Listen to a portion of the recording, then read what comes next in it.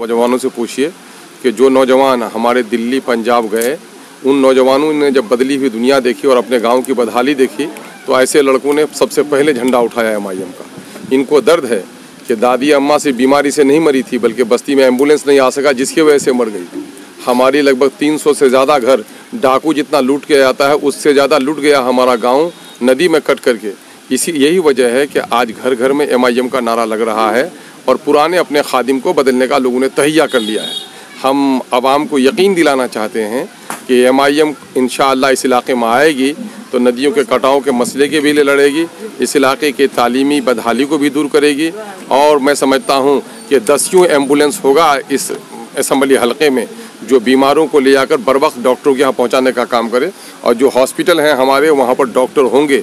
अगर ऐसा नहीं होगा तो हम लोग ईंट का जवाब पत्थर से हुकूमत देने का आज़म रखते हैं। सड़कें जाम होंगी, ऑफिसों में ताले लगेंगे अगर आवाम के मसले का हल नहीं होगा। यही वजह है कि MIM की कारकर्दगी लोगों ने हैदराबाद में भी देखी है। MIM के नौजवान इस वक्त जो अपनी बात को बड़ी मजबूती के साथ रख रहे हैं हुकूमत के सामने में, अफसरों के सामने में, तो हमारे बुज़ुर्गों को भी जो कल तक कहते थे कि साहब हम लोग ख़ानदानी तौर पर फलानी पार्टी के हैं, वो तमाम तर बुज़ुर्ग भी अब ये तहिया कर लिए हैं कि नहीं, अब इज़्ज़त और आबरू हमारी नहीं बचेगी अगर हमने MIM का साथ नहीं दिया। दूसरी एक सबसे बड़ी बात यह है कि हमारे गयूर आवाम जो हैं यहाँ के अमर बैसा के, हमारे दीनी हलके, हमारे उलमा, हमारे दानिशवर ये भी समझ रहे हैं कि इस मुल्क में इज़्ज़त और आबरू से जीने के लिए ज़रूरी है कि हम अपनी शरीयत की भी पासदारी करें। लेकिन पिछले दिनों में कांग्रेस के MP जिनको लोगों ने वोट दिया और हमने कुर्बानी देकर जिताने का काम किया, जब कुरान पर हमला हुआ यानी तलाक बिल की पेशी हुई तो कांग्रेस पार्टी ने हमारे एक आलिम दीन को हमारे कुरान के तहफ़्फ़ुज़ के लिए बोलने की इजाज़त नहीं दी। इसलिए अमर बैसा के लोगों ने तय कर लिया है कि जो पार्टी हमारे एक आलिम दीन को हमारी शरीयत पर हमले के वक्त बोलने की इजाज़त नहीं देता है, उसका किसी भी नेता को गली में बोलने की इजाज़त नहीं देंगे। ये हालात हो गए हैं आज के दिन में। यहाँ नतीजा ये हुआ है कि अभी बाबरी मस्जिद की जगह पर राम मंदिर का निर्माण हो रहा है, तो बाबरी मस्जिद में ताला 49 को मूर्ति बैठाई गई। 49 को ज़माना कांग्रेस का था, 50 को ताला लगा, 86 को ताला टूटा, 92 को मस्जिद टूटी। हर वक्त कांग्रेस की हुकूमत रही। कांग्रेस वाले लोग मुंह चौड़ा रहे थे कि हमने ऐसा नहीं किया, बदमाशों ने कर दिया। लेकिन जब बाबरी मस्जिद का फैसला आ गया कि बाबरी मस्जिद की जगह पर राम मंदिर बनना है, कोर्ट ने इस बात को भी तस्लीम किया कि यहाँ किसी मंदिर को तोड़कर मस्जिद बनाने की कोई गवाही नहीं मिलती है। मस्जिद को तोड़ना एक मुजरिमाना अमल था, लेकिन फिर भी कोर्ट ने फैसला कर दिया कि यहाँ राम मंदिर बनेगा। तो BJP के लोगों को तो खुश होना चाहिए था ना, कांग्रेस के लोग उछल रहे थे। तो इसके माने कि BJP के बराबर ये भी कर रहे थे। और कौन कौन उछल रहे थे? राजीव गांधी का बेटा राहुल गांधी, उसकी बेटी प्रियंका कहती है कि मेरे बाप का सपना साकार हुआ और वो राष्ट्रीयता का प्रतीक होगा, तो हमारी मस्जिदों को तोड़कर मंदिर बनाया जाए तो वो राष्ट्रता का प्रतीक होगा। उनके कांग्रेस के लीडर चांदी की ईंट भेज रहे हैं। हर कांग्रेसी उछल रहा है और आज कांग्रेस की बड़ी मीटिंग हो रही है तो कहीं भी किसी माइनॉरिटी के आदमी को देखा नहीं जा रहा है। गुलाम नबी आज़ाद जो नबी की गुलामी की बात कही, अल्लाह करे नबी की गुलामी कितनी की होगी वो तो हसर का मामला है, लेकिन एक लंबे अरसे तक बेचारे ने कांग्रेस की गुलामी की। लेकिन उस मुसलमान को भी बर्दाश्त करने के लिए कांग्रेस तैयार नहीं है, कहता कि BJP के एजेंट है। हालांकि सारा काम BJP का कांग्रेस कर रही है। और कल तक हम लोगों को कोस रहे थे कि साहब BJP के एजेंट हैं MIM वाले।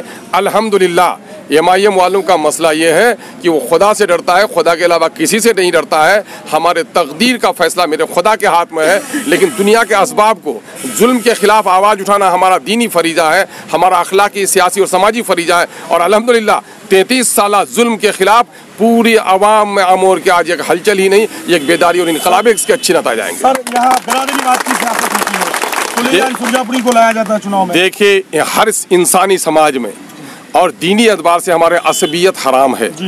असबियत का मतलब है वसूल और इंसाफ को ताक पर रखकर किसी का तरफदार बन जाना। अल्लाह के रसूल ने इसे मना फरमाया है।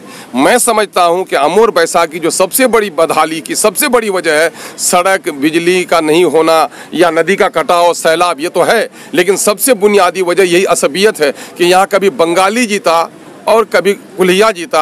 यहाँ पर हमेशा खोट्ठा बंगाली का, कुल्हिया और सुरजापुरी की लड़ाई लोगों ने लड़ी है। इसी फितने ने बर्बाद कर दिया है अमर बैसा को। और यहाँ कभी बंगाली जीता और कभी खोट्ठा जीता। अब की बार अमर की आवाम जीतेगी इंशाअल्लाह। कोई खोट्ठा बंगाली नहीं जीतेगा, बल्कि अमर की आवाम जीतेगी। और यही वजह है दुश्मनों की जब तलवारें उठती हैं, ये नहीं पूछती कि तू सिया है कि सुन्नी है, तू हनफी है कि साफ़ी है, तू बरेली है कि देवबंदी है, तू जमात इस्लामी है कि तू तबलीगी जमात का है।